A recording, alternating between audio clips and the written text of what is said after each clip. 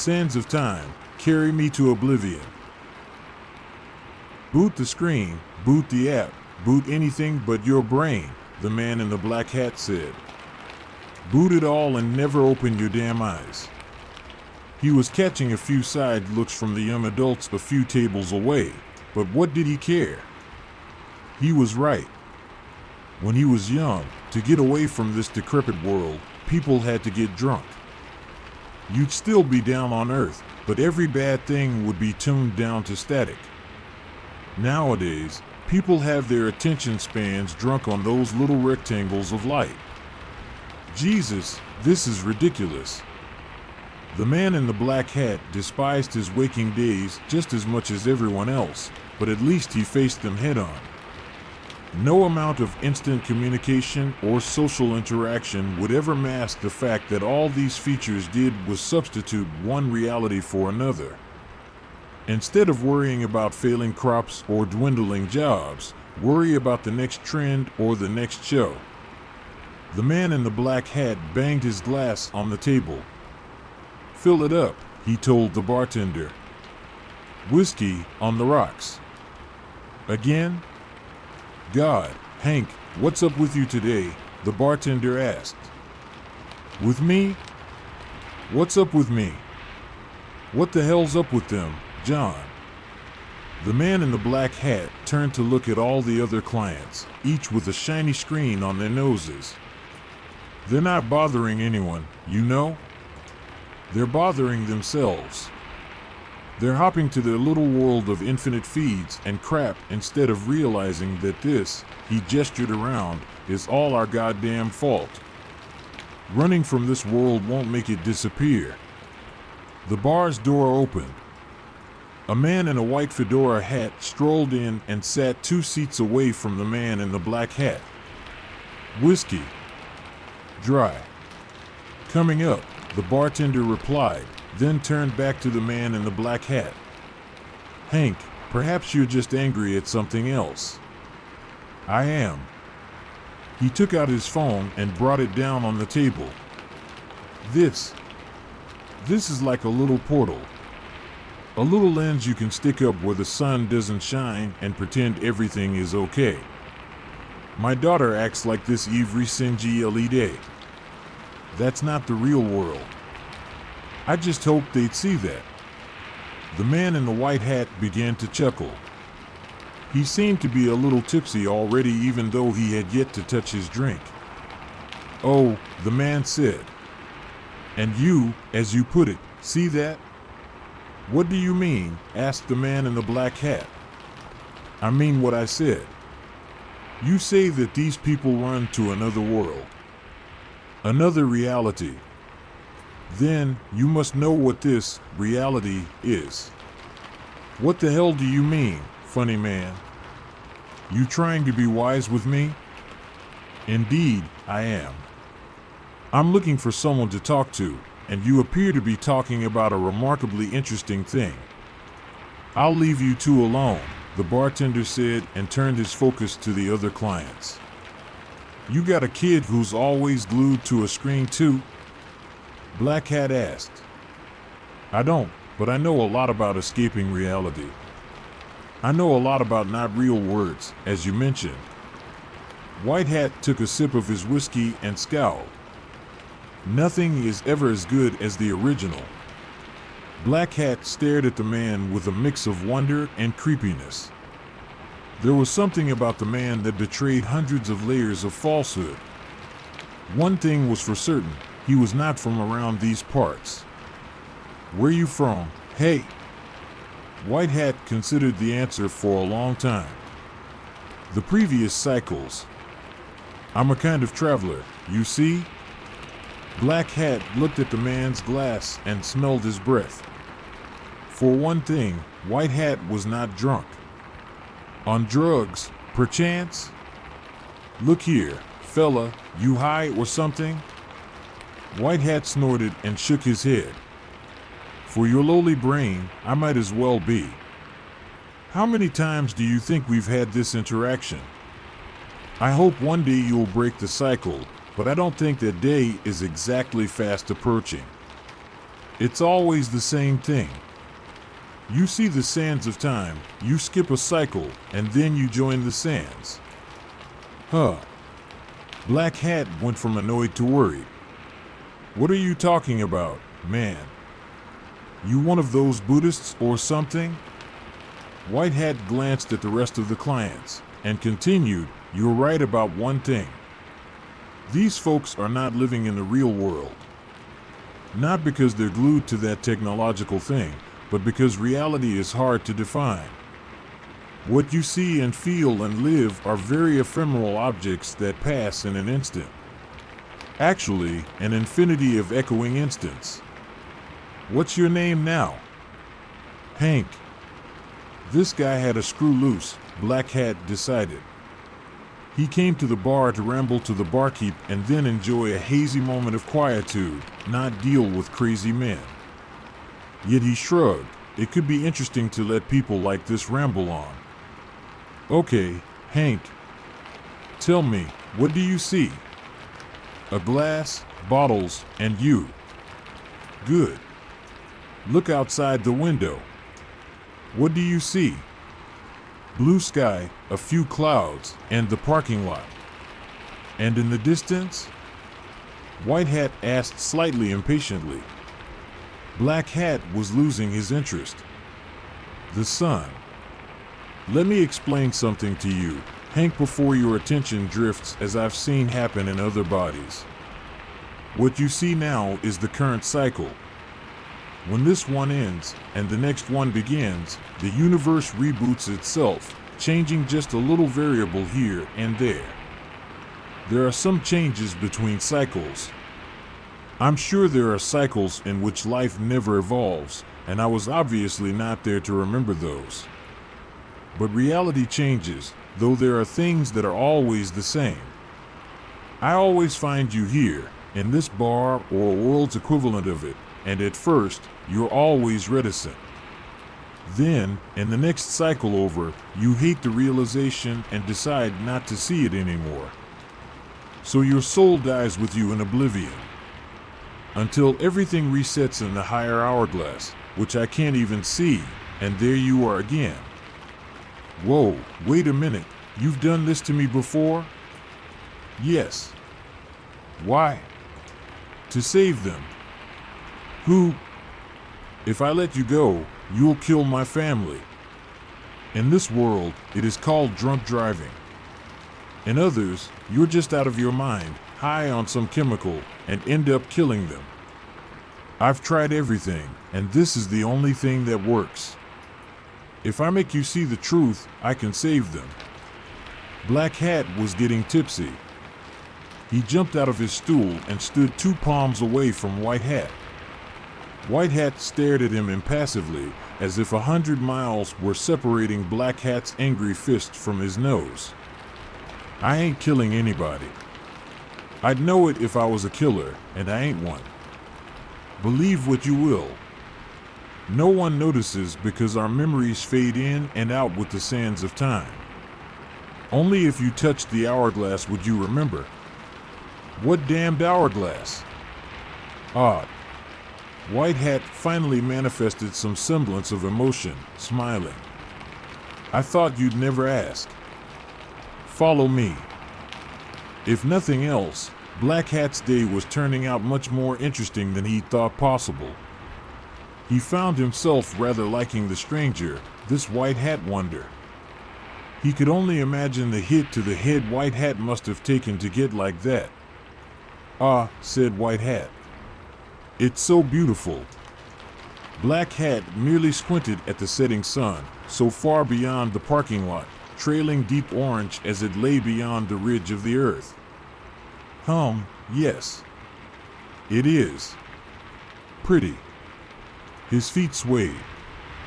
Okay, it was possible he was a little drunk. You've got to trust me, okay? I trust you, brother. You being inebriated actually works to my advantage. You can get into the right mindset more easily. That's all it takes to save them. This is also a curse for me, you know? I'm saving them, but the eternity passes in an instant. It's the price to pay for knowing they're alive and well despite your existence. Hey man, I'm sorry for whatever. I've come to like you, Hank. Before I found the hourglass and the wretched first cycle where my awareness came to life, I hated you. Actually, I was the one who killed you then. But killing you never brought them back. White Hat was silent for a moment. Being a physicist had its uses. I got to find the sands and understand their meaning. I could kill you now, and they'd survive, but then I wouldn't get to see you suffer. That's what I like the most about you, how you despair once you realize what has always gone on. Jesus, man. You need a shrink. There's a really good one by the bay. But just to be clear, you're not gonna kill me, right? White Hat smiled. Of course not. Now, listen to me. What do you see on the horizon? Sky. Grass. Mountains. Sunset. Okay. Look at the sky. Look deeply. I'm telling you, there's something there that you're not seeing. Do you believe me? Yes. Now what do you see? Black Hat focused hard, and goddamn if he wasn't seeing a shimmer. The hell? You're getting it quick. Good. For your information, it's an hourglass. The hourglass. I don't know who put her there, and I don't know who set all the other ones, but something built it. Something built all the others, like a Russian doll, time and reality recursing to an infinitely deep well. Black Hat staggered back. His heart began to pound, and his head throbbed as if a force was closing down on his brain. Breathe, White Hat said. What you're feeling is not fear. Or at least, it's not only fear. It is unnatural for our species to see the hourglass, so there are barriers built within us to resist it. You must push through them. You must see the hourglass.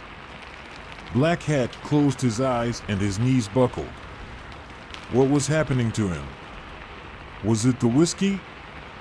No, it wasn't the drink. This guy must have mined his drink and put a little white powder to mess with him. I don't want to. Get the hell away from me. White Hat slapped him hard, so hard he saw stars and a shimmering light around the edges of his vision, shaped like an hourglass. The image was wrong, somehow. Wrong as if he were staring down at an abyss, or a surgeon ripping out a stomach and cutting it, layer by layer. Reality was coming undone. Get away from me. He was screaming. Black Hat was sure of it. Screaming, heart pounding so hard and hot his ribcage felt like thin ice. Look into it. White Hat laughed. Black Hat felt hands on his face, and then his eyes were forced open. Something was blocking the sky. A shimmering and impossible light, both blocking the sun and letting it through, like superimposed layers of the universe's fabric. Black Hat wasn't sure of God, wasn't sure of mathematics, wasn't sure of anything. His life had been one constant agnostic fight. But he was absolutely certain of one thing: he wasn't supposed to see that. Whatever it was, it hadn't been created for the human mind. The hourglass. His struggle ceased, and he took it all in, comprehending absolute beauty was possible and real. The bottom half of the hourglass occupied his view, the upper half disappearing somewhere above the skyline. Translucent sand made crimson by the sunset fell from above. The hourglass was 3/4 full. He was afraid. So terribly afraid his heart had calmed down whilst his muscles were stuck in place, rigid as stone, acid as a battery. Yet he was also fascinated. The hourglass seemed both far away and close enough to touch. Its glass was somehow made out of the universe, made of the thin membrane known as both space and time. The membrane was crafted to hold the sands of time in, but not to keep anything out. "Who are you?" asked Black Hat. "I told you.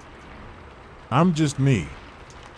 But you are a killer in every single reality. You can call me your guardian angel. I hold you from sin and push you over the brink to save others. This is a gift, in a way."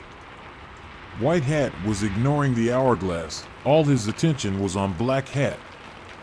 White Hat smiled manically. Finally, he gave up his stare and turned to the hourglass.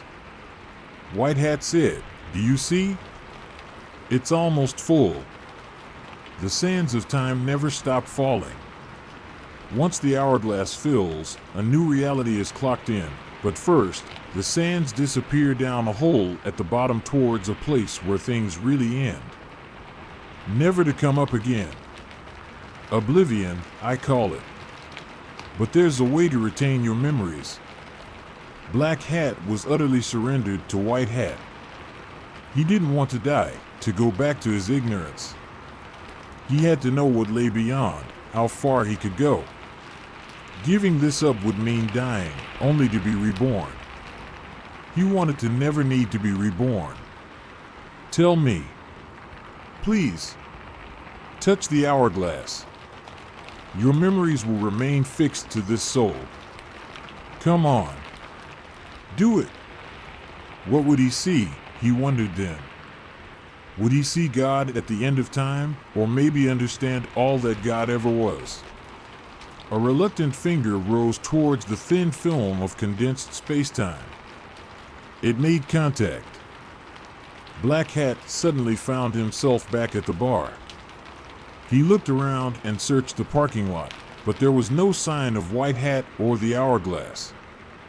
He sniffed his whiskey, but it smelled normal. He had never been one to hallucinate, especially not this strongly. He really had to stop drinking. But the memory of that hourglass was so strong, so vivid. Looking at the horizon, now cast in moonlight, couldn't he see something? A round shimmer? Couldn't he hear a faint pelting as the sands fell? He went back to the bar, paid, got into his car, and drove away. In an instant, he was home. In an instant, it was morning. In an instant, it was night.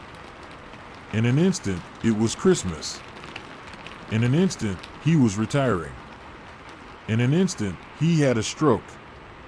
In an instant, Black Hat, Hank Goldenfield, died. The then, the now, the when, all brought into one congruous mass, writhing and pulsing as Hank observed his life draining by and the sands of time being carried into the perpetual oblivion. Black Hat came to suddenly, stumbling, eyes all blurred and confused and strained. "What the hell?" he tried to say, but all that came out was a rasping siren.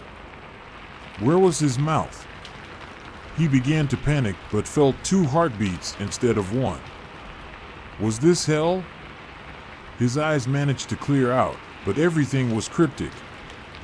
He wasn't staring in any one direction, but all of them at the same time. Black Hat tried to touch his eyes, but he stumbled once he raised his arms, though it didn't hurt to fall on the floor. Gravity was so much lower. Where the hell was he? He focused on what was before him. He was in hell. Before him were creatures with 3 flimsy legs, but round and fat bodies, bulbous skulls, and 2 eyes on each side of the head. The plastic-like skin on the creature's torso had enormous openings filled with what looked like rotten bones. One of the creatures stopped, and the bone-filled opening moved, uttering that same rasping sound, as if the bones were striking harmonious notes and grinding at the same time. "Are you okay?" He could understand the creature. Then it all came to him. His previous life, his family, his daughter, then dying, that writhing mass, being reborn, his mother, his father, his 3rd parent, his 2 romantic partners, his offspring, everything. Everything he had ever held dear would disappear down the drain with the sands of time.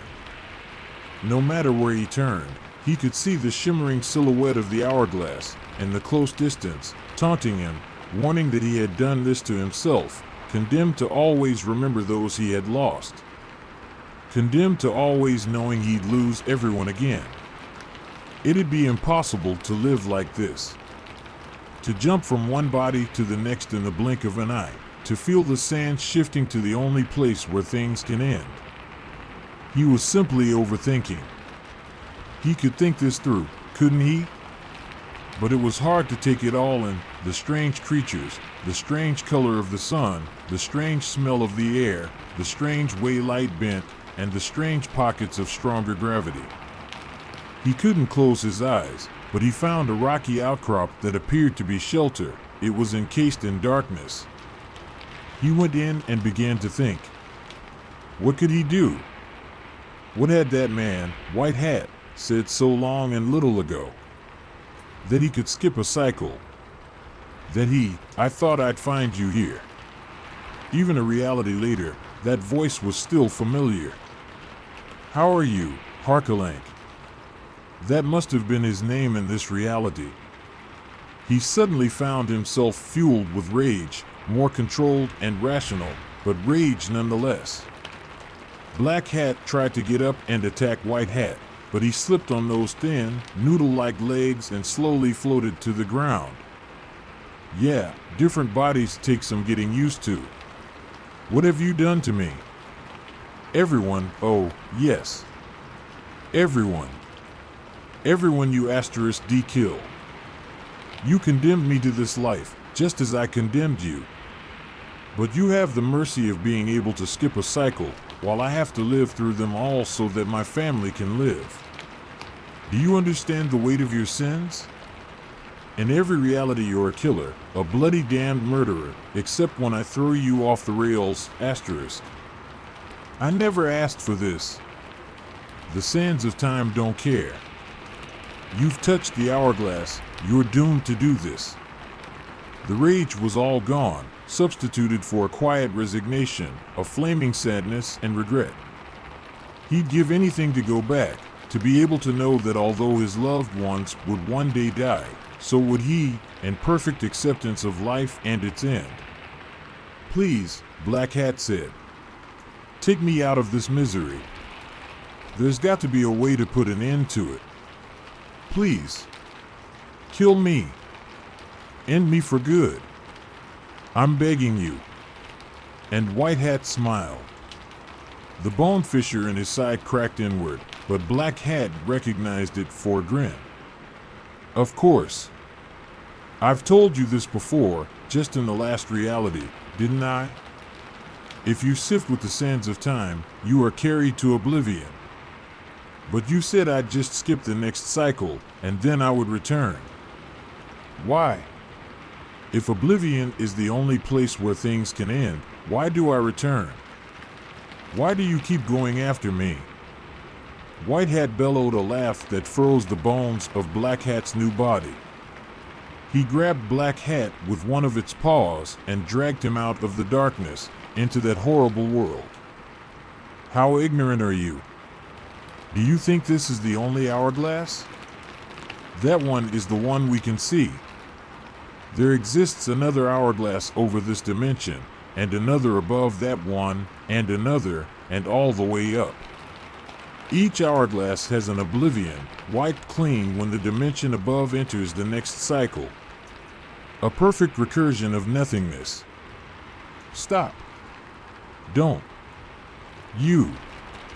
See, you'll be carried to oblivion now, and I can enjoy a peaceful next reality before you return. And always I have to know that my wife and my son will die, but that if I don't do anything, they'll die horribly, crushed by your truck or whatever vehicle you're in. Stop. Please. You think I don't want to jump into oblivion? I can't. I can't let them die at your hands in any reality. Just let me go. I'm tired of this. I can't bear it. Please. How pathetic he must have sounded. But Black Hat was tired, rotten, defeated. He couldn't bear this. If he could not exist in the next reality, then he'd do whatever he could. If he could afford half of another reality without this awareness, then he'd embrace the sands. Fine. I've seen you suffer enough. Go ahead. Die. End yourself. I'll see you in 2 instants anyhow.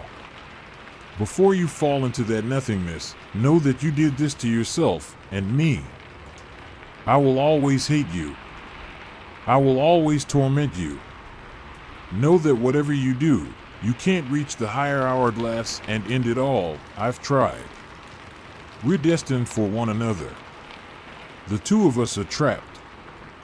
The hourglass was pristine and clear, looking exactly the same as it had in the previous reality when he had been known as Hank. There was no second thought, no moment of hesitation.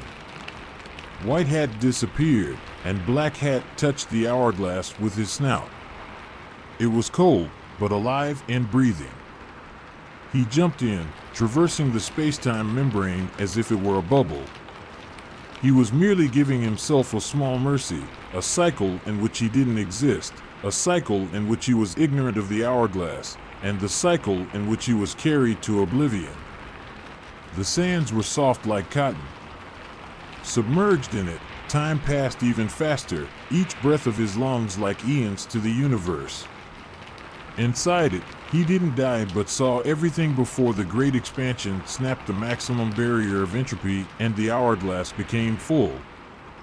The bottomless nothing opened up, and the sands of time drifted down, carrying him to oblivion. And just as he fell, in the imperceptible distance, he saw the shimmering silhouette of the higher hourglass, so close and yet so far out of his reach.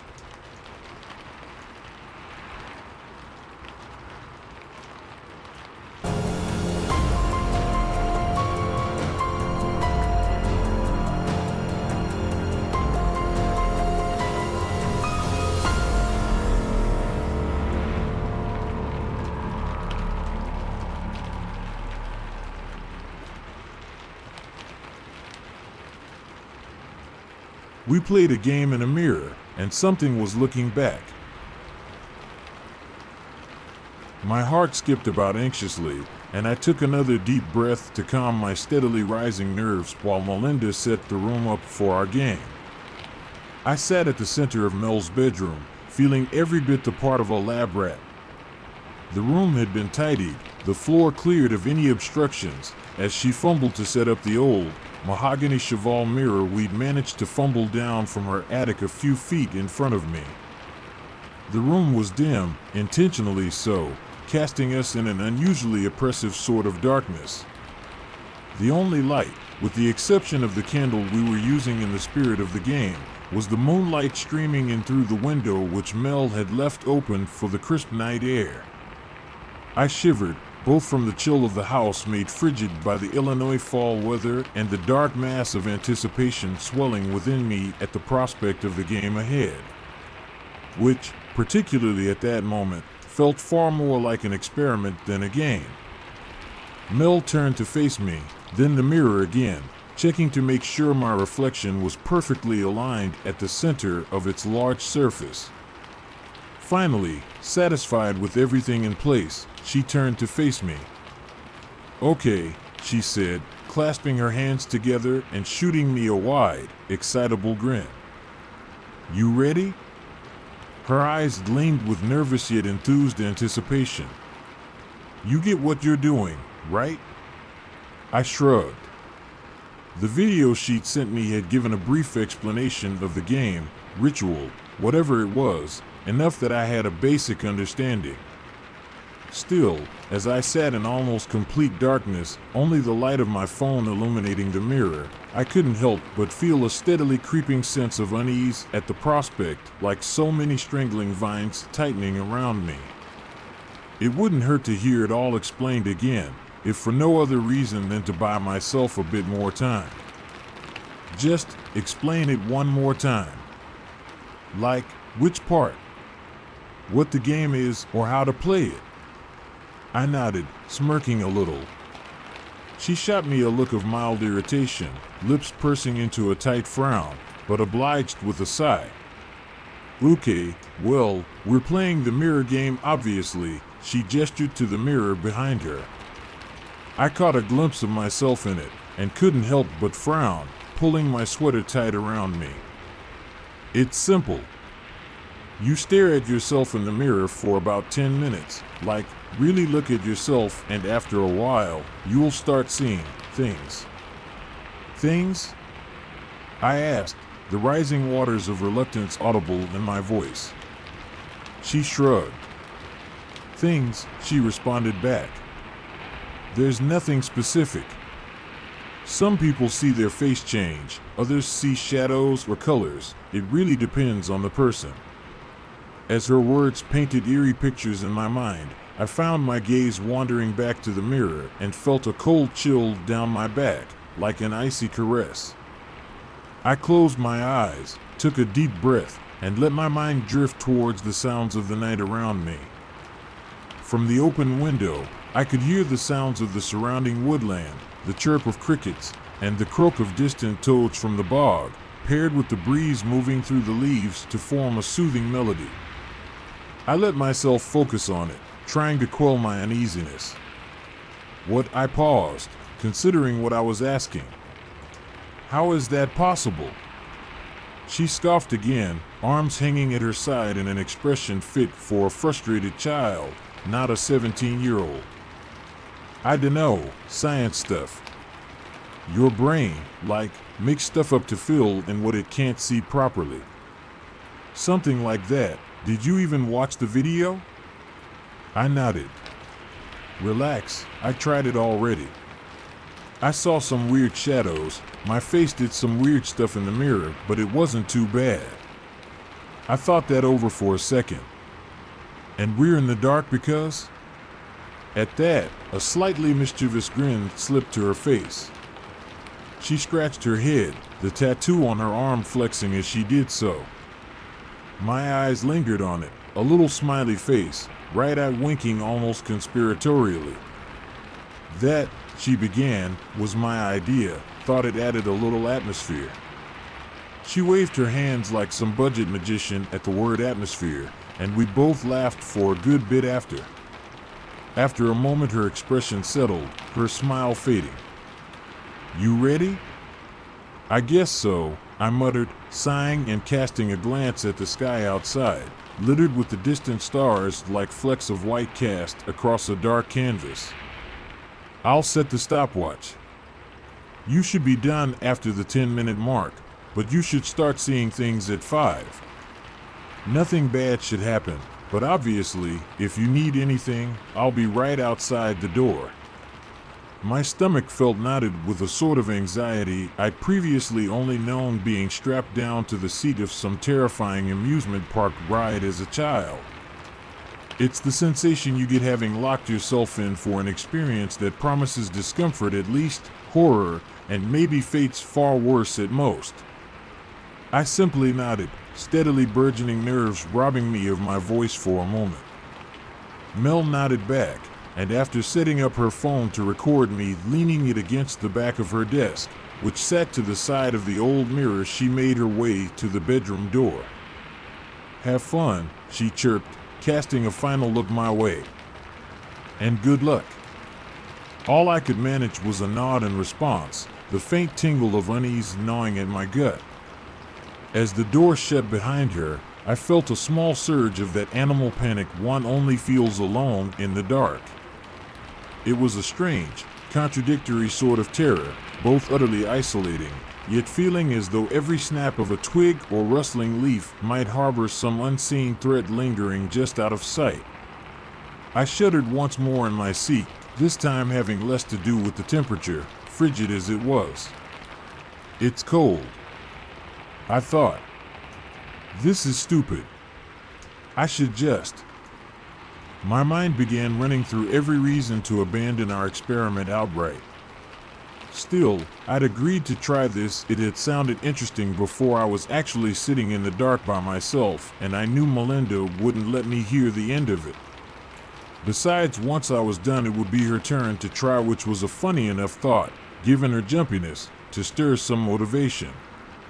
I sighed, locking eyes with myself in the mirror a few feet ahead, taking stock of my appearance as I settled in for 10 likely very boring minutes. I grimaced. I'd never been much of a fan of my appearance. I knew I wasn't ugly, but it had always bothered me how my nose felt just a tad too big for my face, or how bushy my eyebrows were. I never spent too long looking at myself for fear of whatever imperfection I might discover next. Still, Mel had spent almost an hour convincing me I looked fine, and that perhaps it might help to see a crazier version of me, if anything, and my resolve faded as curiosity struck. A twitch from just between my eyes derailed my train of thought. I paused, staring at the space, though there was nothing. For a moment, I was certain I'd seen something moving, crawling down between my eyebrows across my nose. Still, whatever it was gone as soon as it had appeared. I sucked in a breath, trying to still my heart. I was already questioning myself, whether I'd actually seen anything, or in my nervousness convinced myself I had. Just relax. If you freak out, Mel will never let you hear the end of it. It's a game. My attempts to reassure myself helped a bit, but as the seconds passed, my eyes locked on their counterparts in the mirror, I couldn't help but feel the distinct sort of unease one feels when they lock eyes with an eerie stranger. As the seconds passed, I began to question myself. Had my eyes always been so beady?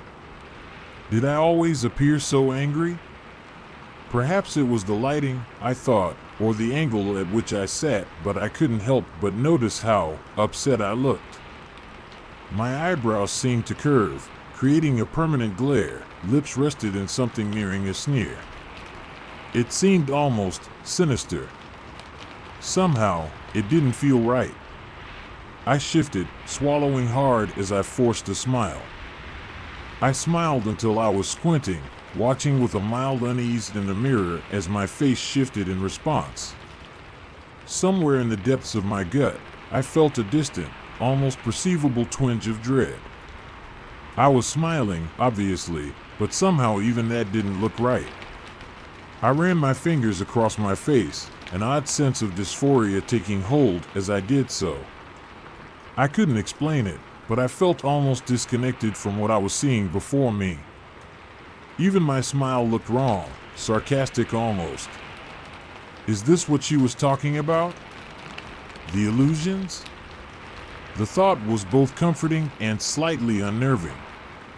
If this was the effect, a strange, mild shift in my expression, I supposed it wasn't anything too bad, though there was something deeply disconcerting about it. I blinked. Wait, did I blink? I felt my mind beginning to race, a mild undercurrent of panic beginning to set in. I'd seen myself blink, but for some reason, I couldn't remember doing so. It's an instinct. You blink without realizing it. Relax. My reasoning was sound, though somehow deep down, I remained unconvinced. I had seen my reflection blink. There was no way for that to be possible unless I hadn't. With every passing moment, it felt like the mirror was fading away, falling into the background, and my reflection growing more prominent, more pronounced. It's difficult to explain, even now. You'll start seeing things. It's different for everyone. Mel's words played in my head, abating some of the growing panic with the much-needed reminder. This was supposed to happen, after all. There was no specific thing I was supposed to see, but the whole point was to see whatever illusion my mind conjured up. I guessed mine was as imaginative as blinking. The thought almost made me laugh when I noticed something. It was strange and difficult to even put into words at first. I could see that there was something wrong with my reflection, yet for a while, I couldn't tell what. It felt as though my eyes were adjusting, yet with every second my own face seemed less familiar than before. Seconds passed with my eyes locked on my reflection, a silent, eerie tension in the air. It took a moment before I could tell exactly what felt off about it. My expression. Or rather, the expression of my reflection. My face and my reflection was staring at me, its face a placid mask of something like surprise or shock, eyes wide and unblinking. My heart threw itself against my ribs, thudding with such intensity I could feel it in my ears. As initial confusion quickly began to give way, the slow trickle of panic grew to a torrent. I began to make exaggerated expressions in the mirror, my mind desperately trying to make sense of the situation. The me in the mirror was unmoved. It took me several seconds to process the impossible reality of the situation. This is okay. This is supposed to happen. The reminders did little to assuage the swelling sense of animal panic, a primal sort of instinct that screamed for me to stop, to cover the mirror, and get as far from that room as possible. I wouldn't let myself do it though. It was nothing more than an illusion after all, and knowing Mel was on the other side of the door made the idea of bursting out in a panic a reluctant one. My reflection's expression began to shift from a wide-eyed, stomach-churning stare to a look of morbid disgust. I felt my stomach flip as I watched its face shift with an unnatural speed and countenance, its brows arching angrily with an almost cartoonish exaggeration, a sneer of unwavering disgust peeling across its lips. Slowly, it began to rise from my chair, its expression somehow only growing more hostile. Nothing more than an illusion. I tried my hardest to remain convinced of that. Yet as the reflection rose to full height, standing over me in my chair, it all seemed far too intricate for any illusion that wasn't from some substance. My jaw twitched as I teetered on the verge of calling out for Melinda. The more this progressed, the less I found myself worried about seeming terrified I was. The other me raised a finger as if to indicate patience, and a cold dread swept through my chest as I watched it reach somewhere out of the mirror, its hand disappearing from view for several moments. My heart pounded as it watched me, eyes gleaming with a look of malice that made my blood curdle. Nothing more than an illusion. It's nothing more than there was a faint sound from the side of the mirror. A familiar hiss of wood. The candle flickered, then went out, plunging me into a darkness that seemed to move in on me.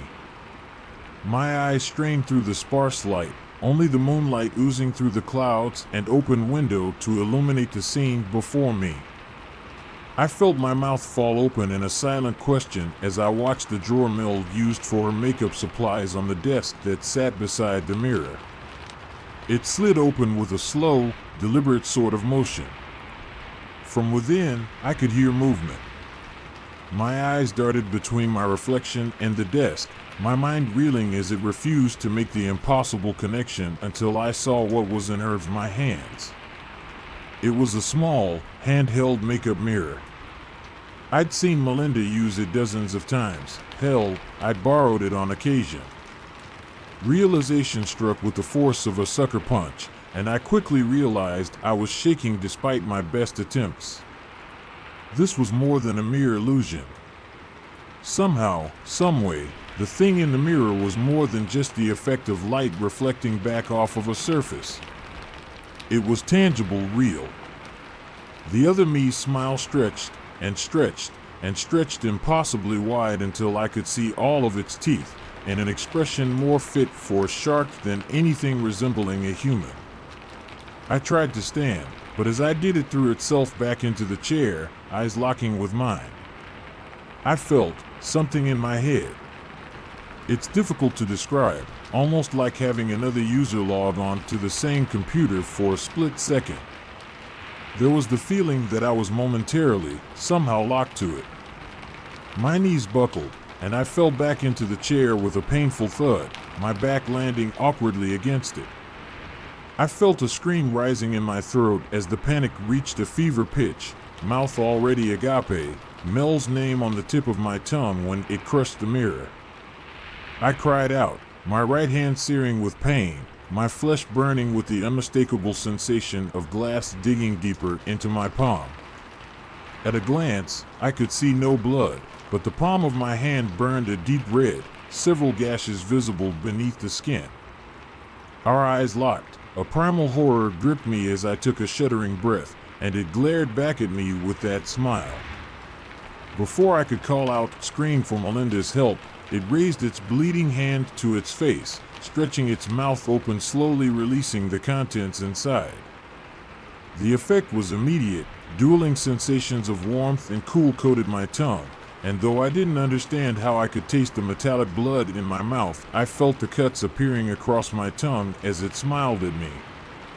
Sticky ribbons of scarlet saliva trailed from my lips, as I was too afraid to even risk swallowing while my mouth filled with the rancid taste. I waited with a pounding heart for the excruciating pain in my throat, struggling to stave off nausea, unsure of what might happen if I accidentally swallowed. I took small, deliberate breaths through my nose. But the pain never came. It watched me, its utterly inhumane appearance somehow seeming satisfied as it took in my reaction. It isn't trying to kill me, yet. The understanding emerged suddenly from the maelstrom of horror and panic, something in its expression resonating. It just wanted me quiet. It's not done with me. The thought was like venom in my mouth, my mind spinning with the unnerving possibilities of just what that could mean. None of them were good. I tried to stand again, but found my muscles felt locked in place, the attempt making my legs seize with painful cramps. Shit. I tried moving my feet, keeping my eyes locked on the mirrors, and I could feel my toes moving. So I wasn't paralyzed, it seemed, but as long as my doppelganger remained seated, I would be too. My mind spun as I tried to think of some way, any way to call out. Its eyes were changing, shrinking until only the pupils were left. I wanted to run, to scream, but I knew I could do neither. The sensation of the phantom glass shifting in my mouth as its sinister grin stretched served as a warning. Despite its inhumane appearance, its expression was unnervingly familiar. It was a nightmarish version of the look I'd get right before doing something I shouldn't, a grin that usually spoke of mischief, now one of unspeakable bloodlust. I knew I had to act, that whatever came next would surely be devastating. I couldn't have expected what was going to happen. She rose to her feet in an instant, and my every muscle shrieked out in searing pain as I repeated the act unwillingly. Her teeth began to chatter with what I can only assume was excitement, giving that nightmare smile an even more otherworldly effect, those pinprick eyes peering through me. Slowly we raised our hands to the corner of the mirror. My heart throbbed painfully with dreadful anticipation as they approached the corner, growing closer, closer until the tips of my fingers touched the surface. It wasn't cool, as glass should be. Instead, I felt a warmth beneath as though I were merely touching the window of some warm room. It was then that the glass began to move. The sensation sent a sickening chill down my back, raising gooseflesh in its wake, the warm glass beginning to swell outward where my fingers touched. I knew immediately what it was doing, and the icy claws of terror sunk deeper into my mind with the understanding. It's trying to get out. I thought, my stomach churning with nausea bred from adrenaline. It's trying to get out of the mirror.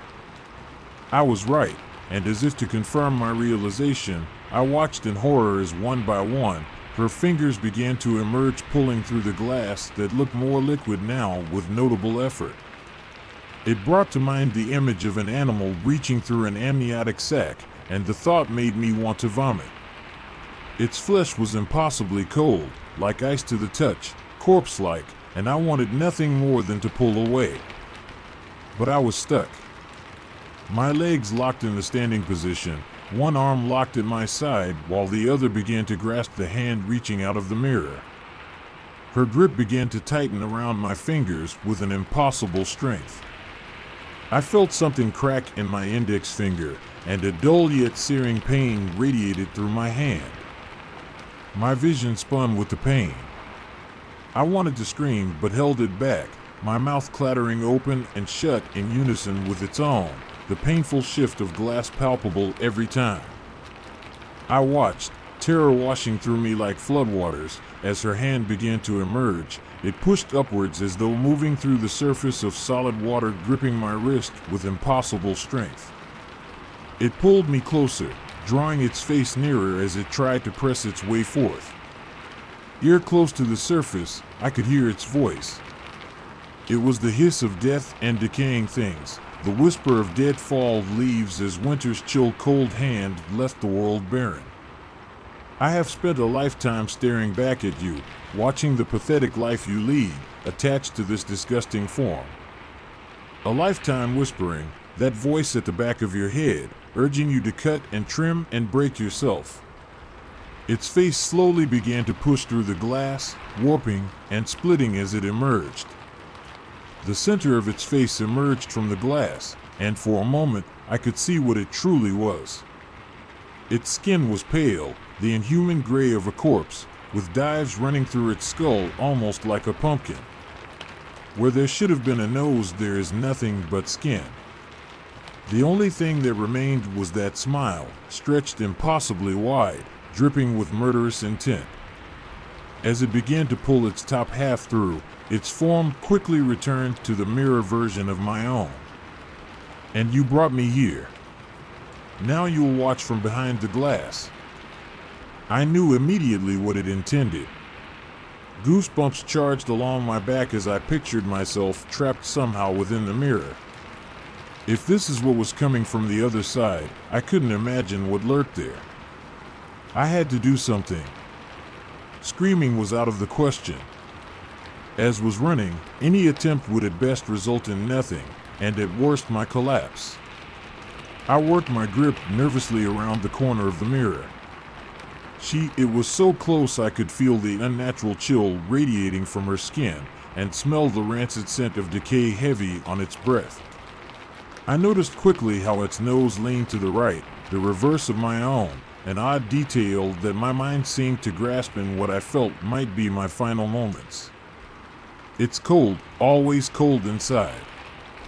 You'll never know warmth again, just the cold, harsh touch of the mirror. It giggled, a cackling sound that made it evident it had never made such a noise before. It was then that an idea emerged from amidst the maelstrom of terror, a Hail Mary from somewhere in the panicked recesses of my mind. Burning anxiety coiled around my heart at the thought of what I was going to do, knowing failure meant certain death or worse. Still, it seemed that, or a fate worse, was almost sealed. I had no other choice. I gripped the mirror for dear life, gritting my teeth despite the pain. The other me was a little more than halfway out, its body with gray skin almost reptilian in appearance in the brief seconds before it regained my own. I could feel its hot breath on my ear and taste the rot that seemed to spill from its very pores. It ran its tongue along my cheek, unnaturally long and forked, covered in small barbs. It's so cold and dark. Misery, until the moment some wretched, weak thing comes to stare at you. Don't worry, I'll visit often. Every time I pass a mirror. It was pulling me forward, my face nearing the surface of the mirror over its shoulder. I prayed my Hail Mary found its target, and with a final breath, I tried to step back. My legs locked, and instead, I found myself slowly tipping backward. There was a split second, as I in the mirror rocked, it stuck in my grip, and the thing peered down, then back at me, confusion plain on its face. In an instant, as I slowly began to rock backward, it was replaced with a fury that made me want to leap out of my skin. No, you bitch. It snarled, its every feature twisted in a mask of animal rage. It clamped down on my arm, its mouth large enough to engulf most of my forearm. I felt it digging in, dull teeth slowly sinking through flesh. The pain was excruciating, yet it was almost dulled by the realization that it was too late. As we began to careen backward, it released its grip, emitting a shriek that haunts my nightmares to this day, an odd cross between the haunting wail of a mountain lion and the sound of metal in a car crash. I hit the ground with a thud that sent white waves of pain through me. The sound of shattering glass immediately followed, and through blurred vision, I watched as it shattered with the mirror. Instantly, the pain in my mouth was gone, replaced by the sharp ache of my skull and back as I lay amongst the glass. The door flew open, and in a panic I struggled to stand, cutting my hand on some of the glass. Mel stared back at me from the open door, her expression equal parts shocked, confused, and horrified. "What the fuck happened?" she almost screamed, taking in the sight of my bloodied form amongst the glass. She quickly crossed the room, careful to avoid the worst of the mess as she extended an arm to me. I was about to explain, panic still clinging to me like a stubborn fume, prepared to tell her everything when I paused. My eyes lingered for a moment on her arm, on the smiling tattoo she'd gotten at the end of our junior year. My stomach turned. I couldn't understand how I'd missed it before. "You okay?" she asked, still appearing shocked. "Yeah, I tried to stand up and got dizzy," I offered, pulling my sleeve down to hide the clear bite marks on my arm. "I think I should get going. I don't feel the best. Should I drive you?" she asked, making her way towards her dresser for her keys. "I can if you dash." No. I'm fine. It'll clear my head," I offered, and before she could dispute, I was making my way to the door. I exited the house, trying not to seem overly eager. Mel's lingering presence in the background made my heart pound with nauseatingly familiar anxiety. As I pulled away, my eyes didn't leave the house or her standing in its front yard until they were long out of sight. When she was, I hit the gas, speeding home and locking every door and window upon arrival. She's called several times in the past few days and even stopped by. I told my parents not to answer. I'm not planning on answering her calls either. You see, it wasn't until the moment she offered me her hand that it clicked. Perhaps my paranoia had raised my perception a bit, or I was just willing to acknowledge what might have seemed an odd mistake before. But now, I know for sure. I'd been there when Melinda got her tattoo, holding her hand as the design was drawn into her skin. It had been something simple, just a simplistic smiley face, winking its eye. When I arrived home that night, after locking myself in my room, I hurried to my phone, scrolling through old photos for one, in particular, praying I was mistaken. It was taken the night she got the tattoo. When I saw it, cold confirmation settled in. In the image on my phone, the tattoo was winking with its left eye. No matter how hard I racked my mind, from every memory I have of her that night, it had been winking it right. I don't know how long my friend has been gone, swapped with her doppelganger from beyond the glass. What I do know is that thing that was there with me that night, who invited me to play that game, it was never Mel. I guess if there's anything to be taken from this, it's to be wary of your reflection. I don't really spend much unnecessary time looking in the mirror anymore. You never know who or what is really looking back.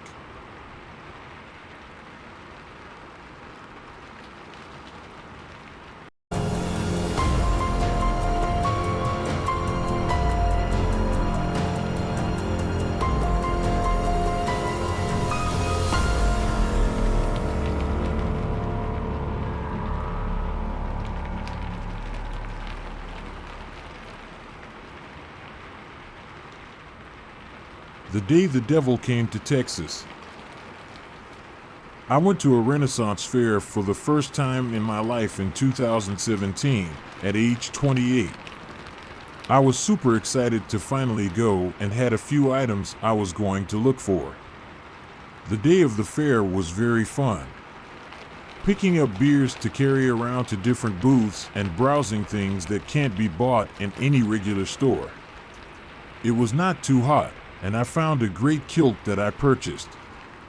But something happened that day that turned the next 2 days into some of the worst of my life. By the time I went to bed that night, my head was swimming and my vision was mercurial, but that can easily be explained by heat, alcohol, and exhaustion. The day after the fair was a Monday, and I had to be at my still new job before 8 a.m. in downtown Dallas. Driving to work is when I started to feel that something was terribly wrong with me. I noticed this first in my reaction to music. If I started listening to a song, I had to finish it, even if I didn't like it. The voices of the classic rock songs I know by heart had shifted up or down a half step in timbre. I also was starting to literally see the music laid out on the freeway in front of me. By the time I got to work, I was pretty freaked out. I felt like I had taken a hallucinogenic drug, but the thing was, I didn't take anything. I don't like the idea of hallucinogenic drugs because if anyone was going to have a bad trip, I knew that my neurotic and macabre brain would make it happen. I also have severe catsaridophobia. Mock me if you want, but everyone has a story behind their worst, visceral fear. While I was sitting at my desk and talking to my boss, the chief operating officer, I saw dozens of Satans, cockroaches, crawling around the walls and floors behind him. I also felt like I had to hold onto my desk to keep from falling over. My boss's voice was constantly changing decibels, and I was just trying to keep it together for dear life. Trying to work that day was hell. At one point, I had to go up to the wellness room in our office, meant for breastfeeding mothers, so I could lie on the floor in complete darkness and silence for an hour. While I drove home that evening, the bizarre reactions to music intensified. If the songs changed tempo suddenly, it freaked me out. If there were high and low notes rapid fire in the song, I could barely breathe. I will never be able to listen to The Devil Went Down to Georgia the same way again. That night, I tried to enjoy this unwelcome trip with something solo and NSFW, with disastrous results. One of the most physically painful nights of my life. The next morning, I felt a little better but was not back to normal. Because I took no drugs, I was legitimately worried that I was having a psychotic break. I have an anxiety disorder, and my mental health has struggled over the years. I ended up calling my psychiatrist's office to beg for an emergency phone session. While I described everything I had been experiencing, he listened patiently and said that I could have slipped something at the fair, but could also be experiencing a psychotic break. When I got to the NSFW disaster, he was completely shocked by what happened and said there was no way in hell my brain did that to itself. The conclusion was that someone slipped a cocktail of very powerful hallucinogens into one of my beers. To add insult to injury, I learned that the most powerful drugs like that also get out of your system the fastest. For that reason, I still don't know what some cruel person gave to me for God only knows what reason. I held it together with my job and left with no lasting effects except the confusion and curiosity that I still have 6 years later.